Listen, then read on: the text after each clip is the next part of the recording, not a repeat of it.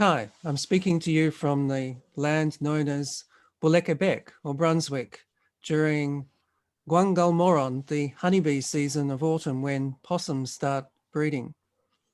This place is part of Nam, Melbourne, whose traditional owners are the Wurundjeri people of the Kulin Nation, and I pay my respect to their elders past and present, and the ancestors of the lands where you come from.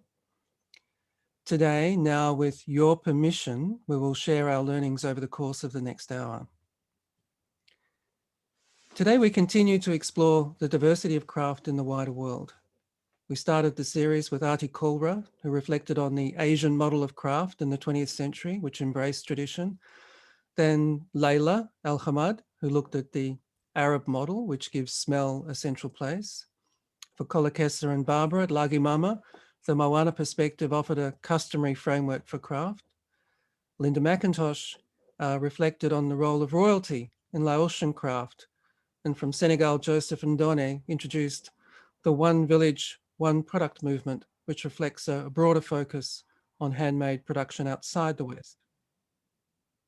And last month, Hae-Young Cho reflected on the critical role of universities in the development of Korean craft, particularly ceramics. Each talk has refreshed our understanding of the role of the handmade in the world, and as is our custom, I would like to invite Hae-Young Cho to offer a salutation from South Korea to begin our proceedings. Thank you very much, Kevin, for the last talk also, and also this time for enabling me to start this talk today. I would like to, in Korea, as a child, we learn these 4 syllables, and each 4 syllables comes from the classical language, which is based on Chinese characters. And as a young child, we have to learn these kind of idioms. In English is comparable to idioms. And one I would like to share for Ezra especially is 인자 무적. Inja meaning that a wise person has no enemies because of the wisdom as well as the love inside, and the heavens will protect this person because of his wisdom or his love of himself. And so 무적 means no enemy. And I would like to start today by sharing all this so that everyone, through the wisdom, can withstand any difficulties that we're going through today. Thank you so much, Hae-Young Cho. That's a beautiful place to begin with. And I'd like also to acknowledge the fellow committee members of the Wheel, the Knowledge House of Craft, which is being developed alongside this series. Ezra, Ben, Hae-Young Cho, and Linda are with us at the moment. So if we could just start with Ezra. I'd just like to say something before you begin, Ezra. I hope I don't embarrass you. We now welcome Ezra Shales from Boston, where he teaches at Massachusetts College of Art and Design. Shales has contributed 2 important articles to the Journal of Modern Craft, which argued for the continuing presence of the hand in industrial society, whether the construction of the Empire State Building or even Duchamp's legendary urinal. This interest in anonymous craft was further developed in his 2018 book, The Shape of Craft, which looked under the hood of much production to find continuing artisanal work, such as the story we published in Garland of Kevin Millward, who creates molds from his hand-thrown pots to be produced without acknowledgement under a designer's brand. This book also developed concepts of collated craftsmanship, ghost potters, craftsteaders, memosynthesis, and locational aesthetics. It's very rich. The Shape of Craft also takes seriously the oft-denigrated craft of basket weaving. His work raises some important questions. Why are we blind to this artisanal layer of production in our world? Are we beholden to the myth of the omnipresent machine and spellbound to the commodity fetish of capitalism? And why should we care about unnamed craft. We rarely learn the names of those who make the things that surround our world. What value do names add? Now, while Ezra is speaking, please feel free to liberally use the chat function and to raise questions, because we will have time for discussion afterwards. But to begin now, I would like to kindly invite Ezra to talk to us. Well, thank you so much for having me, Kevin, and thank you, Haeyoung, for the beautiful invocation. I hope I live up to it. I'm not sure I'm a wise man yet, but I'm going to move to images because I really think through things more than words, and again, yeah, I'm kind of talking about my book, but also my research methods more broadly. So, you know, and I just thought with a cover is just as good a place as any to start with a book. The cover was an awful battle with the publishers because they wanted me to use stock images and I wanted to use my own photograph I had taken. And the photograph I had taken, you know, to me, it wasn't just that it was a good photograph or something, but it was part of the story. And I'm not sure if I'm a historian sometimes or a kind of something in between, a kind of critic, anthropologist of amateur kind of quality, and kind of an amateur kind of, you know, someone who's just passionate about objects and things and materials. And I have more curiosity than skills. And this is the original image. It's of a man named Paul Rohrig. And this was a photograph. And if you'll notice, they kind of got rid of his sweaty armpit, but I loved that sweaty armpit. The Kohler factory has a kind of side wing, the John Michael Kohler Art Center. Every corporation in America has its feel-good art window dressing. And even though the Kohler Art Center is really more than that, it's much more than that. But they invited me to come and kind of write about their 40th anniversary of inviting artists to work in the factory. And they said, which of our artists would you like to write about? And I went through the list and there were many people I knew, and it was kind of like hard to think about who'd decide who to write about. But instead I said, you know, I'm looking through this and all of these artists really have things written about them already. What if I came and I just spent 2 to 3 weeks trailing different people and interviewing people who work in the factory? And Ezra, are you able to make that full screen, your image? Was it Command L? Is that what? Let's try it. Better? It should be. Is it coming up? It's rendering. Getting that small watch isn't part of your image, is it? Sharing is paused. Bring your shared window to the front. How do I do that? Well, I think if you unshare and then reshare where you see the image. Is that better? Beautiful. Thank you. Okay, I'm sorry. So you know, this interest for me was kind of you know, born of you know, that's who I am. I'll just leave it at that in some sense. That I really thought it would be interesting to ask these factory workers what they thought of their craft, their skills. And so this was Paul Rohrig, in this moment where I stopped Paul on the 3rd day of watching him work. And I said to him, "What's that?" And he said, "That's my autograph, and it's out there all around the world." And for me, this was this moment where, you know, it's not the singular eureka moment in my life, but it's this moment where the pride of the worker really showed you that, you know, this whole kind of story we have of the alienated factory worker kind of fell apart, and all theoretical models for understanding Paul Rohrig fell by the wayside.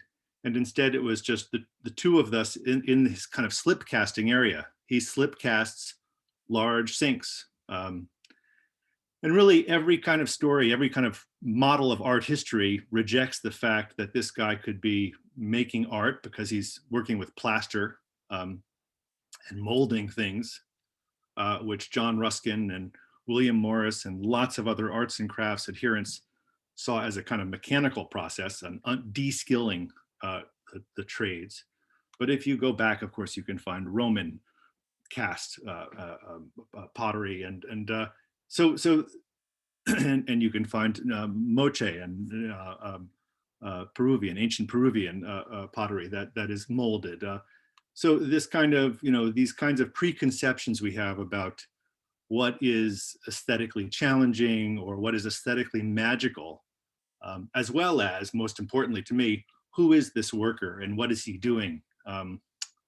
His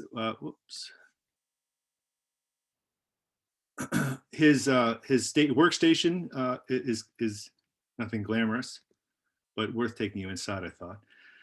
And then when he said, "This is my autograph, it's out there all around the world," to me, it was quite moving because it was the stamp. Wisconsin 10 is the number of the factory. And then he's K12793. And then the product itself is 1168. But there's a way in which this is what we think of as pure anonymity and pure standardized wear. But there was a real skill in this man, in his hands working on these objects. He was describing to me how he coaxes the objects out of the molds in different ways. And so the sense of materiality he had was that was most of his joy and sense of success, of pleasure and labor. And so in many ways, I'd say a lot of my research is indebted to going into factories and to people just opening themselves up to me. Like this man, Li Shangyu, who is kind of, using a chisel freehand on a fretboard in the Steinway factory. Actually, this isn't the Steinway factory.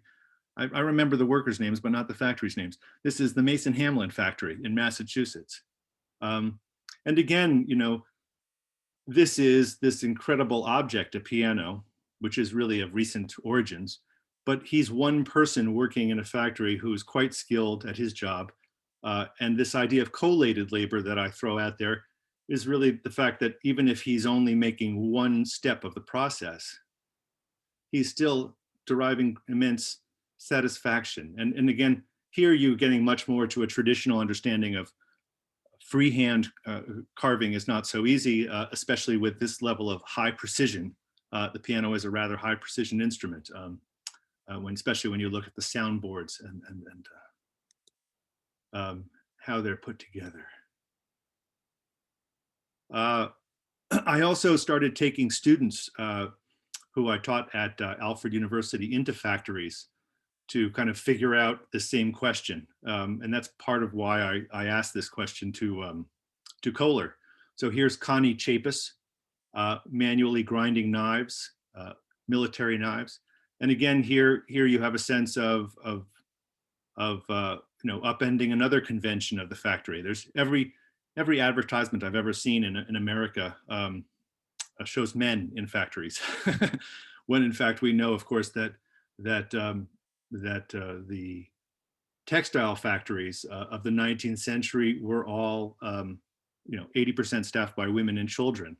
So again, Connie is not the alienated worker. Alienation, this kind of Marxist theoretical term, I find usually describes me and my students better than people working in these factories who have a sense of satisfaction from what they're doing. So this is a bunch of students in a insulator factory up in Victor, New York, outside of Rochester, that was built when the Erie Canal was electrified. And again, there's a lot of interesting things for me here in terms of, what's factory production and how uniform is a material. And, often materials really do not behave how we'd like them to, just the same way humans try and regulate the weather, all these different ways. These factory skills are interesting, and they're often, I think, human systems, but also humans resisting entropy. And the satisfactions many of these workers found in their jobs was a sense of that they're resisting chaos, and that I think that's this broader notion of craft that I think I'm interested in. Around many of these workers in these factories, especially up in Victor, New York, there was a sense of half of the machinery being obsolete, many of the processes. There was even blowback like this, which I loved. Here, one of the workers in the factory was annoyed by the fact that the company had started outsourcing to China and making polyethylene. And so he had scrawled on this, made in China using only the cheapest child labor available. So this is a kind of intelligence on the factory floor, and a kind of awareness way beyond what most art theorists or sociologists or historians credit the factory floor with. And I did other projects that were kind of about taking things from these objects, as well as people's stories, into the factory. And I've got to thank my school, Alfred, as well as the students who participated in these things. But part of this was just a kind of experiment of what are these anonymous objects, which are still kind of impregnated with human ideas and human routines and human habits. So to the right there, you see a cylinder of extruded clay that's been tooled, much the way you'd cut a tool, like cut a key with a electric line control. And so it's almost like a lathe there that's turning that cylinder into one of these electric insulators. I have to thank some artists, especially Neil Brownsword, for giving me entrance to different factories where they were working. So Wedgwood was a wonderful place to visit, and again, change my understanding about what a factory is. There's factories, and then there's manufactories, which actually have the word hand in it. Here, Neil Bennett was working a tool called an engine turning device that was probably built in the late 18th century by Matthew Bolton for Wedgwood. And what sort of machine was this? Well, Wedgwood's famously described in different ways as, a kind of eager commercialist, entrepreneur. He's an abolitionist. There's many ways to tell a story, but most of all, people say he wanted to, quote, as he himself said, make such machines of men as will not err. But this machine that he had in the factory is not powered by a motor. It's got this wonderful magnetic chisel here that's carving into the clay. It's carving in these kind of regular notches, but it's turned by a rope. Right? So this is me many moons ago. Sorry, I was a lot younger then, happier. No, but this is the kind of really exciting thing when Neil Bennett said, give it a whirl, try it. And I realized that there is a quite incredible level of touch to this machine, where if you pull the wheel too hard, it chatters, the clay chatters, and the cut is not clean. But if you pull it too slowly, as I did, because I'm timid and not used to this factory kind of machinery, I didn't have his touch, it doesn't actually, it goes backwards. It doesn't have enough momentum. So this idea that machinery is kind of,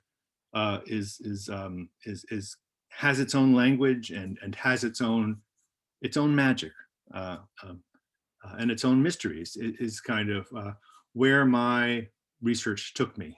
And then there were other things. There was like, reading about the kind of global production. Unfortunately, I really would describe myself as a kind of pedestrian who only has, who only knows what he's seen and only writes about what he's seen. Some art historians or design historians or craft historians will write about, JPEGs, things that they've seen online, and I'm not able to do that with conviction. So here, this is a trip I'd love to take, to have actually followed this photographer, Adam Huggins, into these factories where manholes covers in New York City were being cast in India. This is the story of where we are. Are these workers in this iron foundry, artisans, craftspeople, mechanics? How do we want to categorize them? How should we think of them? We don't really know until we get there and talk to them. So I grew up in New York City. This might be a very romantic image to some of you, but just to talk about research. The first people I knew who were artists were either much older people who talked about their work in a very pretentious way, or graffiti artists who talked about their work in a very approachable, interesting manner. And then I'd say one of the really formative experiences for me was when my older siblings were working on this project around Grant's tomb. It's a Beaux-Arts city monument erected to Ulysses S. Grant. But in the mid-70s, a Chilean artist named Pedro Silva worked with the city's arts foundation to create this kind of bench running around it. And it was this large-scale collaborative project where many people were working on this bench. And then, of course, there were people protesting that this was marring the Beaux-Arts monument of Grant's tomb, which was really covered with graffiti at the time and kind of abandoned and mostly closed to the public. So this idea of a kind of, of the street as an exciting place where art happens, and the public sphere of craft interests me as much as these, discrete objects do.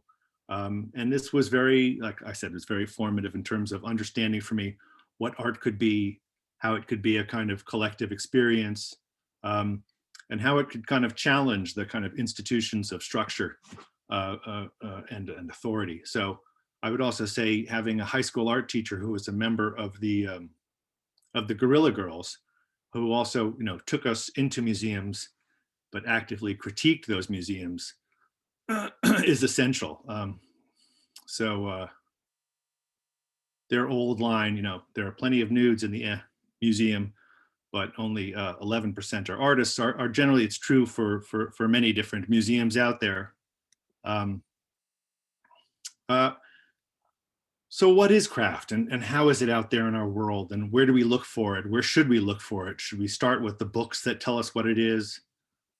Should we think about it as something that's out there? If you haven't figured out by now, I think craft is this kind of little delightful ice cream cone, and it could just be a little graffiti thing that's out there. And so these are just actually, it's a tag I noticed in the last 2 months or so, walking around, where I just started, photographing it and thinking about what it is out there in the landscape.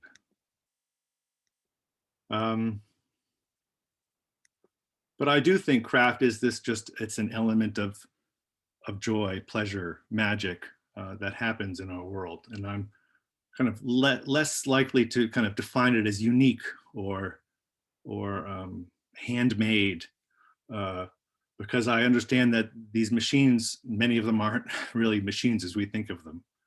They're still driven by people. So recent research, when I was on a Fulbright in Sweden, I fell into this researching ball bearings. And here too, there's this human element in the ball bearing. And also there's this dehumanizing element. The SKF factory is kind of famous because in my horizon, because it was exhibited in this machine art exhibition at MoMA in 1934. But the more I read about it, the more I realized how this is a prestige luxury kind of high-end ball bearing. That was really, you know, it's the single unit maybe of 20th century modernization and industrialization, that is in everything from your skateboard and bicycle to your fidget spinner to your dishwasher, your microwave.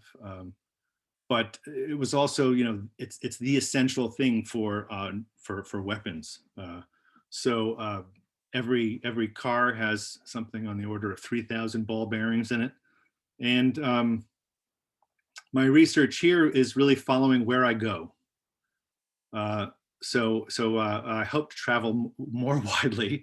I had hoped to apply for a Fulbright to India or to Vietnam, but they said you had to have been to the place to have a sense of where you wanted to go, which is not, it's antithetical to how I think about what research is or what discovery is. But you can see, like, you know, my basic hunch, which I'm trying to publish now, and I just submitted to the Journal of Design History, is that, oh my gosh, look at how similar this supposedly brilliant reinvention of the ball bearing was, and, you know, instead saying, well, it was really a part of the commercial design landscape. This might be a problem for many people with my book, because it could be called the shape of design as much as the shape of craft. And that was maybe the most astute criticism I received. But when you're kind of pick up a ball bearing, like here I did, and you realize you're only, you know, you're in a junk market, a flea market, and it's only 1,000 feet away from the factory where it's made, and you get to hold up the SKF ball bearing and look at this factory in Gothenburg, Sweden, and think through its archives then of people working on these objects and assembling these objects. It changes for me into something, a kind of rich and strange history, where you can't adhere to saying this is a machine, that's a handmade human object. They're both are. My other research I conducted in Sweden was kind of extending the shape of craft, but also kind of rethinking something I had written about. I looked at this chair when I was shopping at IKEA for a bunk bed for my children, and some of the objects were labeled with the designer's names. And so I decided to contact the designer and ask, is this chair that's advertised as handmade and one of a kind by IKEA, is it, you know, is it a really handmade the way they're saying they are? And are all objects going to be kind of unique and different? And I had this kind of long, protracted attempts to first correspond with a designer. Then the designer put me in touch with the factory owner where these were made. And again, I think my book is only kind of a gesture at what we could do going into factories, because I never actually went to Vietnam, to Rapexco, and saw these objects being made. But I spent a couple hours, 3 or 4 hours, 2 or 3 different phone calls with the owner of the factory, and he shared images with me. He shared information, just to get a sense of, you know, what is the skill level these people have? Who are these people? How amazing is it that they're part-time farmers and part-time factory workers? To me, as a historian, that was a kind of magical moment. I thought, that's kind of like, you know, 18th century or 19th century Massachusetts, when you have a kind of, you know, modernization proceeding at different rates for different people at different times. You know, is IKEA part of this whole engine of world commerce that's really about destroying design or destroying craft, excuse me? Yes, that is one way you can look at it. On the other hand, most rattan furniture from the 1930s to the 1990s was made by soaking rattan in diesel oil. And IKEA has introduced much more environmentally friendly ways of harvesting rattan, bamboo, and here banana leaf. and there is a kind of sustainability that they're making in their efforts. Whether it's enough to prevent any world catastrophe, I don't know. I have to say, on the day before Earth Day. But this nevertheless, kind of clued me into the fact that, again, how complex our world is when we think about craft, because these are modular objects that in some ways are designed for humans and in some ways are made by humans, but in some ways are also, they're designed from a shipping crate in, not from a human out and not from the hand towards the world. So they're designed from the shipping crate in to fit as many as you can of these modular stackable units into the shipping crate. But that's almost like our minds working inside some kind of philosophical, rigid constraint, instead of craft breathing the way it should, or humans respiring the way they should, or plants respiring the way they should. But interviewing the designer was really fascinating. And being in Sweden more, I had a larger time to appreciate her heritage and the way that she identifies as Sami, which is a kind of indigenous people of this Scandinavian kind of area. There are Sami living in Finland. There are Sami living in Norway, and as well as so they speak many different languages. They're not one homogeneous people. Maybe this is all known to you already. But to talk to Maria Vinca and to understand how much the chair connected to her heritage in her mind was really interesting, and opened up new doors for me in terms of thinking about it. And so if in the book I thought of it more in terms of craft, I think my second stay, I really thought of it more in terms of what is this chair as Sami? Is this chair manufactured in Vietnam, designed in Sweden? Is it a Sami object of the 21st century, in a sense? Is it related to this Kasa or Guxi mug? And if you Google Maria Vinca, you will see that she's worked on other Sami issues and products. And so this is interesting for me in terms of I taught indigenous Native American art, and I first really went into arts by working in museums and handling the museum collection at the Brooklyn Museum, and lifting things up from the basement when I was 23 years old, dusting off these objects, holding a kind of Paracan mantle. Those are the experiences which brought me into objects. And then I kind of, even hitting something like Maria Vinca's chair, I still kind of ask these fundamental questions, and I don't dismiss it. I think it's worth thinking about things which are made today. I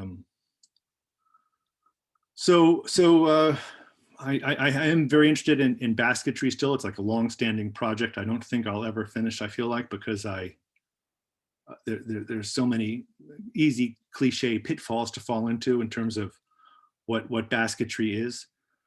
These are the hands of a wonderful basket maker who I've spent, I don't know what, 10 days with, maybe 2 weeks by now in different times. And Stain is slowly exposing me more and more to the kind of wonders and mysteries of willow. But I more and more, and this is in the book, I think, well, what is technology? This is technology. These basic questions, I think, are worth asking.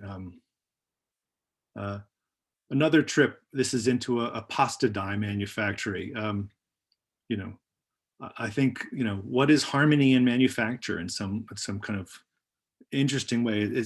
What is this object? I'm just trying to be conscious of time. I'm not going on too long, but this object is kind of fascinating for me, because I think while most books about craft do kind of celebrate the unique and handmade, and the way objects which are handmade help us compensate for our mass-produced industrialized world, I would say, very few books on craft focus on the emotional stability that mass production and standardization give you. So if you had a box of pasta where the noodles cooked at 5 minutes, 6 minutes, and 8 minutes and 12 minutes, all at different times, would that unpredictability and the unevenness, the resulting in your teeth, would that be kind of upsetting to you? Or and this might be a very American thing, but I've came to this conclusion with my daughter. She loves orange juice every morning. I don't drink orange juice, but she had this emotional moment where she spat out the orange juice, which had pulp in it. And I began to think, there are these people for whom these things are religious almost, as well as deeply emotional. And you can think, well, this is ridiculous. This is a kind of, the definition of privilege and 21st century consumer culture. But on the other hand, there is this emotional stability that the taste of a mass-produced object like orange juice has, or clothing, I think, in terms of feeling that we're at home, or we fit, we belong. I have many kind of different things I've done. Some have been curating exhibitions. Some are still kind of waiting to happen. But I think these basic fundamental questions of what we eat, where we go to the bathroom, those things are too rarely in the craft books. Instead, most of the books I've seen published on craft are, either things in museums or white cube galleries, or things that are in fancy cupboards that you'd put little spotlights on. So this is an exhibition I'd love to do one day when a museum has the nerve to do an exhibition about the toilet, which kind of navigates the whole world of human experience, from the Vaza de Noche, made for a conquistador who really had so much money in the New World, and he didn't know what to do with it, so he made it for his own chamber pot, to much more lowly things. And I thought I'd end with these images. This is my favorite museum in the world, I think, right now. It's a museum where people really look at human experience, and they get a sense of human history, and it's in a train station in the Netherlands. It's the Rokin station. I'm probably mispronouncing that, but I'd say it was in some ways one of the most magical displays and objects I'd seen. And of course, it's better with the people going up and down the escalator and thinking through all of the pot shards and all of the objects that are kind of strata, as if they were excavated from these different levels as you descend into the subway. But what a great thing, instead of, better to move quickly by an object and be teased into the past than for an object to be this pristine object in the museum collection and go into those when you walk into, let's say, the Islamic collection at the Metropolitan Museum of Art, or the Greek ceramics at the Boston Museum of Fine Arts. And there's nobody in those galleries. But these are kind of these magical objects, which I think are fantastic. And what a place, and what a dynamic way in which this is a kind of a real way to interface with craft as a kind of physical, a totally physical experience. Yeah. So this is my kind of ending of Uplift in a sense. And if it's not the train station, maybe it's, going to the county fair up in Maine, where the different sunflowers are exhibited. I've been in some ways explaining to you how my book could be offensive in some ways to people who have a very kind of set understanding of craft, that it's handmade and that it's unique and that it's not part of the modern world. And so I think also that, you know, what I work against as well with my students is this notion that kind of indigenous knowledge might be a kind of in opposition to Enlightenment thinking. I think we're at this interesting moment where craft could embrace technology more, but also I would hate to see craft go down a kind of an anti-scientific pathway. And the way I think about that is, you know, it's only 100 years ago that humans began to kind of intellectualize symbiosis. And prior to that, and I think this is really indicative of us. But prior to that, you know, people thought something like lichen lichen is a combination of an algae and a fungus. All scientists were theorizing one as parasitical to the other. And I think that to understand them as in symbiosis was this incredible intellectual breakthrough that we should think of in craft too. I mean, you really can't have art without craft. We all know that. You can't have design without craft, but you also can't have craft without design. You can't make a fish trap without ideating a fish trap in your head. Or a chair. So that's an important kind of idea to me, that we move away from the hierarchies of parasitism towards a greater understanding of cultural symbiosis. Industry might once have been a parasite on older crafts, but now those older crafts are gone and newer crafts have come up.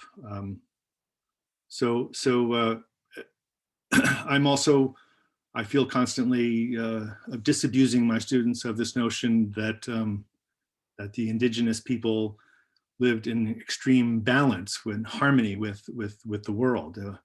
You know, when you look at shell middens, there are mass exterminations of mollusks, of resources. Humans are very predatory creatures, and we've, you know, used up more resources than we really deserve by a long shot. But I would say that the idealization of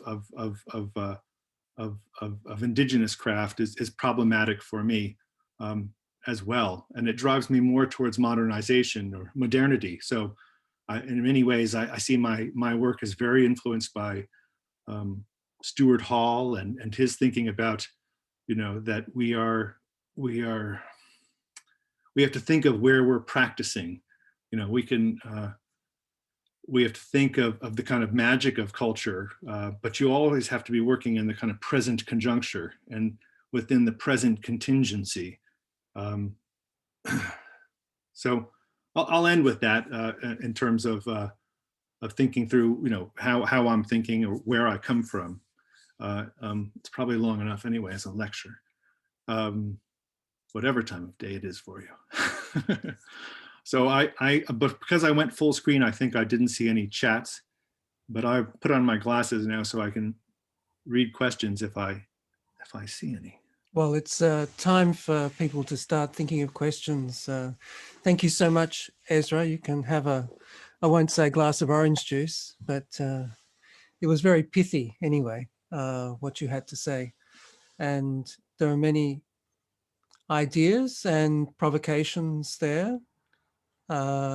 Normally somebody in my position speaks a little until other people start to formulate the questions. And so I'll wait for a little minute before I offer a few of my own. And sometimes unmuting the microphone is a cue that someone has a question to offer. So please do come forward with that. While that's happening, Ezra, just going back to the ice cream. Yes? There's a one yellow hand. Oh yeah, but go on. Yeah, go on, Kevin. Go. All right, yes, I see. Julie, I'll just ask my question then, Julie. Just in terms of the ice cream cone and your experience of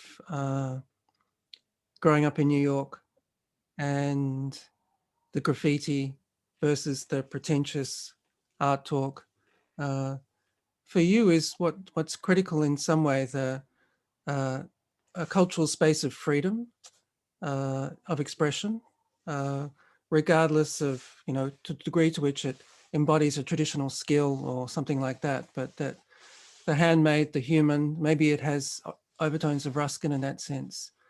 If you were to think of the essence, is that something like the essence of what you look to? I don't know. I think that I guess what I was trying to go at the end was thinking through like this notion of cultural symbiosis. I mean, the graffiti meant one thing to the graffiti maker and one thing to me. But those two things might have been very different in terms of the human element, So let's say like that writer Freedom, Chris Pape, he had the whole tunnel was like he took charge of the whole tunnel. That's the outside of the tunnel that the kind of the meat yards were serviced by, and I think he had, I mean, even the different graffiti writers, some of them tagged and some of them made pictures. If you get what I mean, in terms of like, so some, and then that image I showed where it said freedom. I didn't know that was James Dean, of course, when I was 11 years old.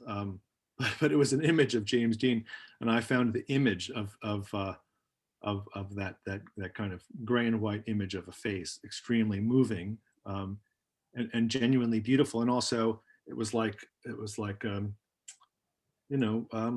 I think it was as kind of important to me as, let's say, like I mean, people like those images you see of eyes on altar pieces, or the eye of God or something looking down upon you. So I saw it as a very benign way. I didn't see it as vandalism. I didn't see it as so I'm not sure in terms of if that human essence, I don't know what the human essence is. I mean, sometimes we see the human essence as being destructive, and then sometimes we see it as being creative. And it's awfully tricky, I think, to boil down. Well, it's certainly something that can be seen as a little bit more precarious, certainly in the age of the algorithm and other kinds of AI and so on. I wonder if we can go now to Julie. You had your hand up. You've gone mute, but I wondered if you had a question, if you wanted to ask your question. Julie. Thanks, Kevin. Hi, Ezra. Thank you for your talk. That was lovely to wake up to and enjoy while enjoying my coffee. I wanted to ask if you could riff a little bit more on a few slides ago that talked about emotional stability through standardization. I think so much of the rhetoric around craft is this idea that like handcrafted things are, emotionally satisfying because they're all individual. And you touched on this in your talk also, that like people are looking for a slight differentiation in crafted objects as a sign that, each one is unique. They might be similar to others. But I like what you were saying about emotional stability or like emotional good feeling coming from standardized objects really resonated with me. And I think I would love to hear more, especially in our current moment of the pandemic, where I think people are needing things from their designed and made objects, especially emotional stability. Anyway, that's my question. Let's see. I'm not sure I grasped it entirely, but I would say that, there are many people. I think you could read like Donald Norman. Again, he's more in design history than in art history. But I mean, I think that the kind of, just think about like shoes even, there's nothing more personal in some ways than shoes in terms of how we feel they fit our feet or we don't, or even, I mean, body adornments, jewelry, but also, you know, genes. Like we have this, I think there's a strange, if you've read Daniel Miller, the anthropologist on denim, there's this kind of way in which people have you know, they have their Friday night jeans, and then they have their daily jeans, and these are all mass-produced garments, but people have affection for these objects in different ways, and they actually feel that those objects have become them in some ways, a second skin for those different personas that they wear. So to some degree, it's very complex. It's about like self-fashioning.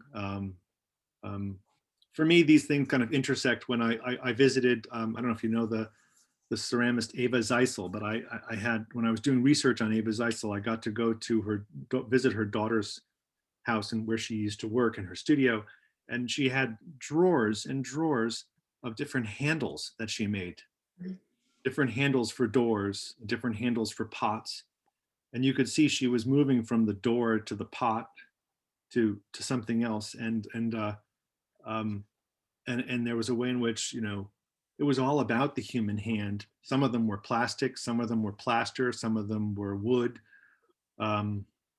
So she was thinking through handles and thinking through the human hand, but she's also thinking through, you know, the end product, and also the process of fabrication in ways that most of us don't dream about, that complexity of not just their own intention and not just what feels good for society as a whole, but also, you know, what's going to work in terms of the production scale.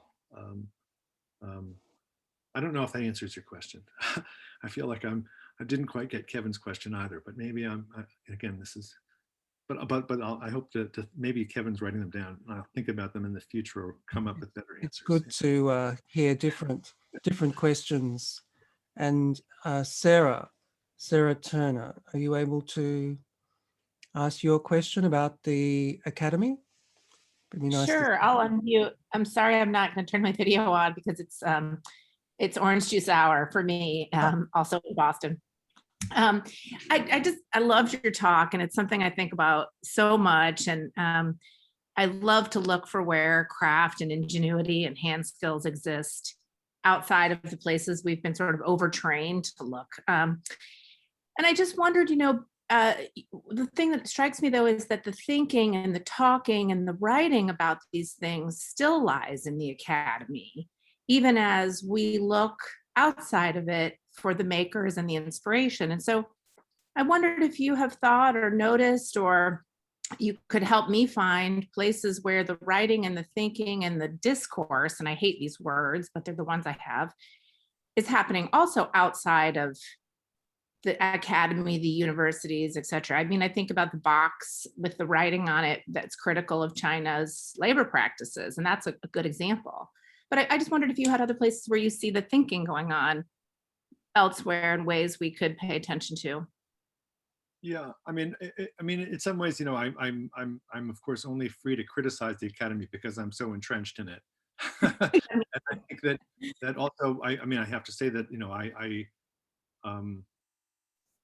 you know, I mean, I believe in the academy as a place where people actually, you know, it's one of the few places people can be paid to be subversive, which is very rare these days in our society.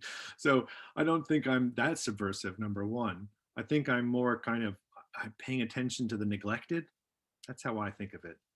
Just because I think that, I mean, I've written this many times. I don't think what I do is so original or interesting, but I'm just always shocked by how few people are going, you know, like, why go into the archive first? Why not go into the human world where you're living?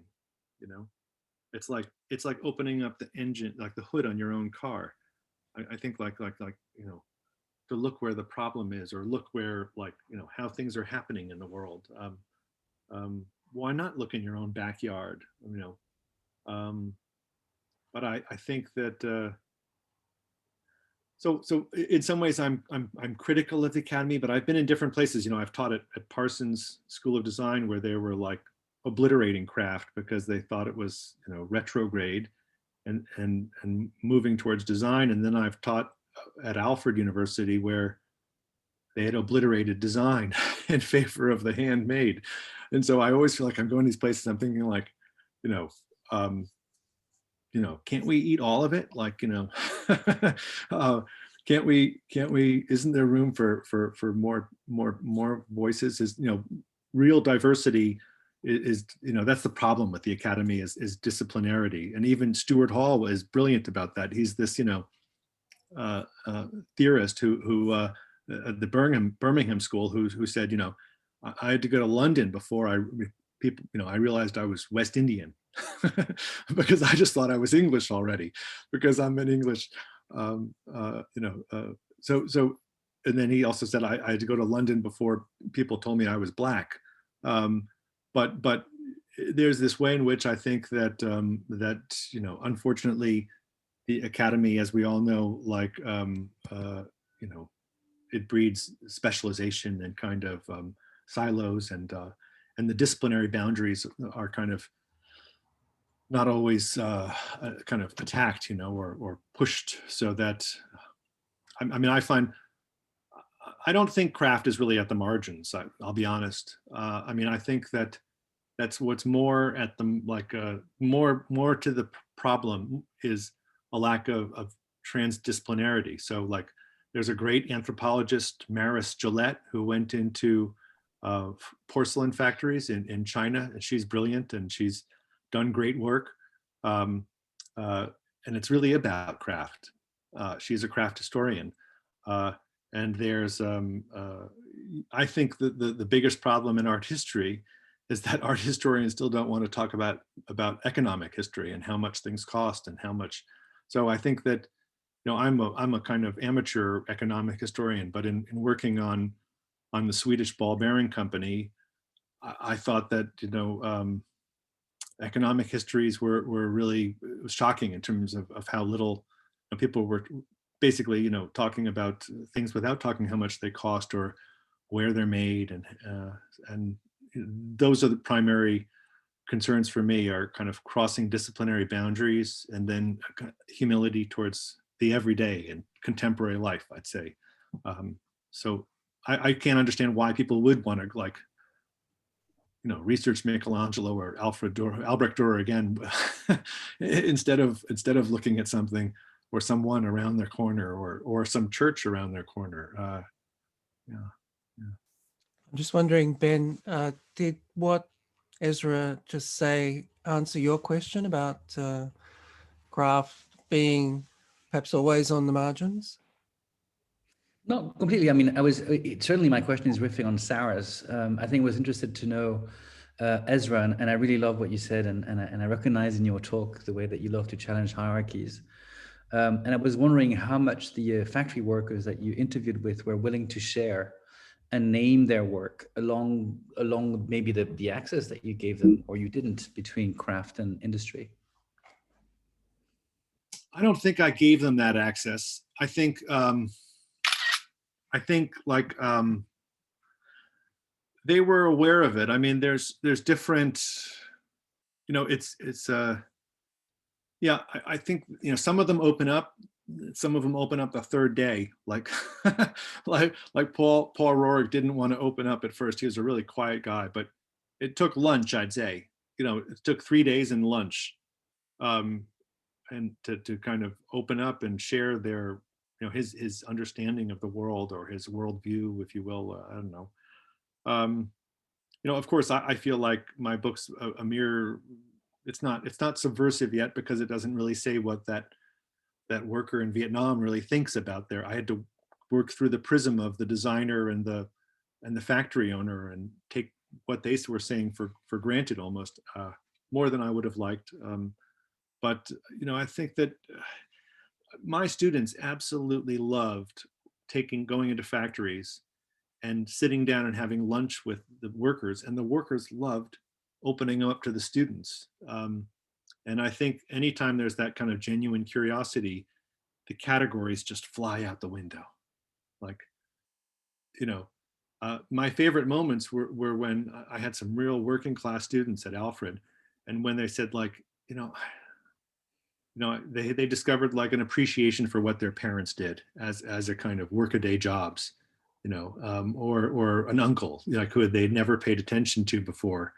So that those kinds of boundaries, fly away. Like, then you think, well, that could actually be interesting, and that could be satisfying, because I think that the preconceptions are the problem, but the preconceptions really, again, they can be kind of, you can detour around those when you have human direct contact, and like whether it's direct contact with the material and the kind of feeling that kind of Wedgwood machine, and thinking, this isn't a machine.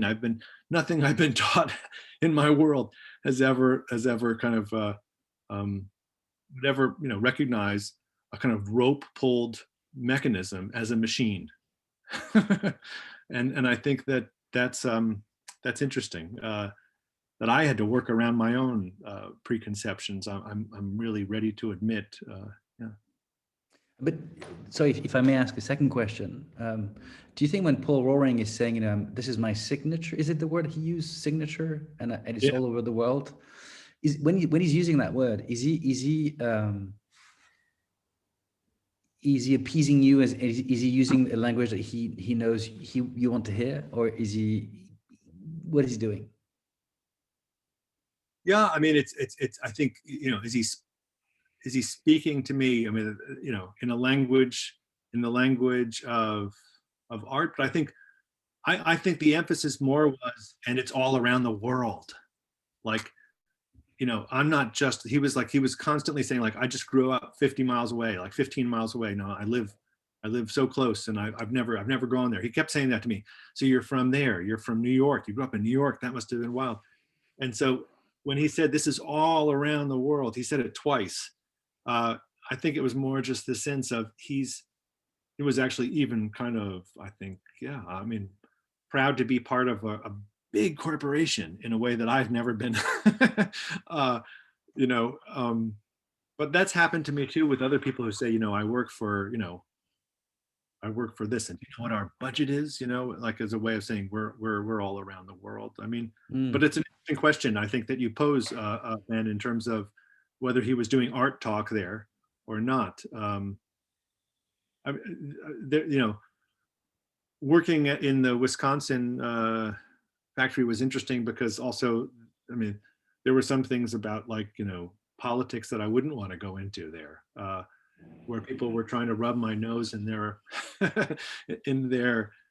trying to get my dander off, I think, and kind of provoke me in terms of trying to make me be a kind of a knee-jerk liberal, which I could be probably, and trying to challenge my being. But so it's interesting. I think it's definitely some people have appreciation for your differences, and some people have they're trying to speak the language that you speak. Being attentive to that language and to its tone is really important, as you're suggesting. Thanks. I wonder, we've gone a bit over time, but Arti Kolra, who started this conversation, did you raised an issue? Did you want to speak to that? Thank you, Kevin. Thank you, Ezra, for a wonderful discussion. I'm sorry I joined in late, but yeah, I mean, I think you make many wonderful points, and I loved particularly the idea of, and I quote you, to be teased into the past.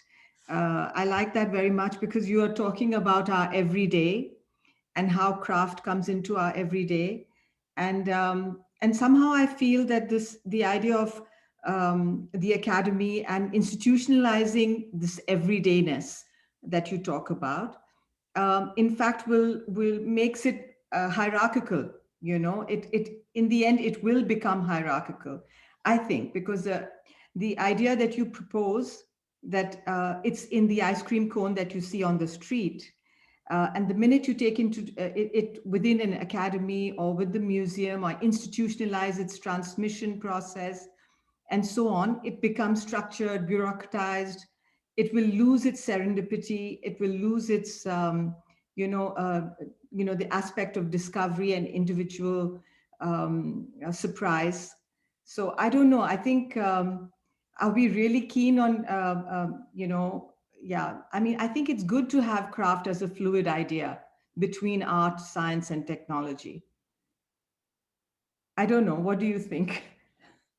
I mean, I think your knowledge of yourself is kind of constituted in kind of, you know, imaginary lived experiences as much as lived experiences. That's right. So that, you know, I think there's always this question when you teach, you know, or write, you know, or talk to someone, the same thing that Ben was just talking about in terms of using a word like author. But there's a magic of culture, you know, and when I share certain culture with my students, I can see it's like a dead weight. It's like, that's not their culture, that's my culture. So how do you convey the magic of that culture? I mean, in a sense, to me, it was that the hunt of the photographs and the teas and the waking up to it. So the ice cream cone, you know, it's rather banal. It's really pretty, you know, it's what someone like Chris Pape, a real graffiti artist, would say. It's not real graffiti art, and you'd go right back to the hierarchies, even out there on the street. You know, you don't need the academy to institute hierarchies. That's right. And kind of so how do you keep culture fresh and how do you keep it magical? I don't know. But it's to me the kind of the question always is, you know, is like, you know, why could Stuart Hall write his dissertation on Henry James and feel that Henry James was magical and part of a kingdom he could enter and he had the key into it? In a sense, you know, that real magic of culture is that, you know, I'm not the author. Like I appreciated the graffiti, but I love Grant's tomb because I just grew up biking around it. And so that Beaux-Arts like architecture is like, it is the international Pampas style. It doesn't have any kind of internal logic. It's a little bit of Hadrian's mausoleum, a little bit of this grandeur, a little bit of that grandeur.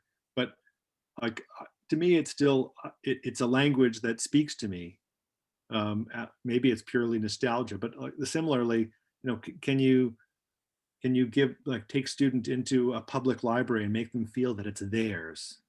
I guess is ultimately the similar question. You know, I mean, I think that, you know, I always teach political issues and the politics of culture, but it's just as important, I think, to get people into that kind of, you know, out of a mechanistic understanding of what culture is and into a more, you know, an enthusiasm perhaps, or a pleasure. Yeah, so I don't know. I don't have an answer for you, but I would say that I understand your fears of kind of bureaucratizing the everyday. And I think we've all read theorists of the everyday and thought, that's not my theory of the everyday. Whether it's, you know, if you look at someone like, let's say, I can't remember his name right now, but you know, the second generation arts and crafts, Letheby, wrote about everyday art, or you know, people at the Museum of Modern Art in the 1950s talked about everyday design. So, I mean, we have many different theorists of the everyday now for over 100 years, for whom, you know, my everyday is different than their everyday. And but I think that those kind of, that we can't worry about I still believe in this Enlightenment project, I guess, in terms of collating information and publishing it. And if it's refuted in 10 years or if it's outdated in 10 years, that's okay. Because it might recycle and be relevant again. Because, you know, like knowledge doesn't ossify really unless it really becomes buried and irretrievable. It kind of has a way of bouncing up, just like, you know, kind of one person's idea of taste recirculates every, you know. And working in the museum, it was fascinating to look at these objects when I was 21 years old. There was lots of 80s painting that had been collected, which it wasn't going to see the light of day. And it's probably going to be in the next 10 years, it'll come out again. But then there were these, magical shards that had been like, or, a shriveled up kind of a bladder of some animal that was from the Fiji Islands, that was just like lifting it up, like you just didn't know if it was going to crumble in your hands, and you couldn't believe it had once had, bounce and springiness and been buoyant. But that's the way I think objects recirculate and kind of defy us as much as, we defile them or something. I don't know what. Yeah. Well, Ezra, it's a very nice segue to a conclusion there, and I wanted to thank you, particularly in terms of our series, because what you've given is a very strong North American perspective, which looks to creative freedom and particularly the neglected in terms of something to champion, which obviously doesn't eclipse, but is alongside the other perspectives that we've looked at in terms of tradition and ritual that might reflect perspectives coming out of other parts of the world. So I think it's important to see that adding a different perspective on it. And I'm just wondering, since there are some new people here, Ben, would you mind just giving a very brief outline of the project of putting together the association that this series is part of, since you have the words at your disposal? Just a sentence or two. I love the way you do that, Kevin. It's just like I'll give you time, Ben. I'll say just thanks to everyone for your thoughts and questions. Ben can have 5 minutes to compose his thought, but I'm not going to take that long. But thank you very much, and I hope it was an inconclusive talk more than a conclusive talk. Yes. But Ben, it's all yours, and thank you very much for listening.